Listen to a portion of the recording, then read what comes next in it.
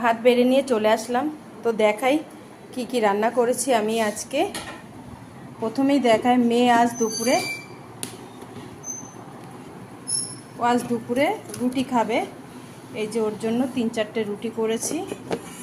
আর এদিকে সব রকম সবজি দিয়ে ডিম দিয়ে একটা তরকারি করেছি মশলা করে নিয়ে, যেহেতু কালকে চিলি চিকেন খেয়েছি ওই জন্য একদম সিম্পল রান্না করেছি ডিম দিয়ে, শুধু রাঁধুনি ফোড়ন আর আদা কাঁচা লঙ্কা বাটা দিয়ে। এই হচ্ছে আজকের তরকারি।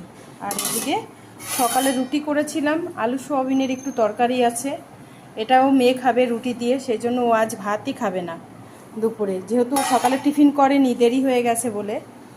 তো আজকের এই যে রান্নাবান্না আপনাদের কেমন লাগছে অবশ্যই, যদি আমার ভিডিও আপনাদের ভালো লাগে আমার চ্যানেলটিকে সাবস্ক্রাইব করবেন।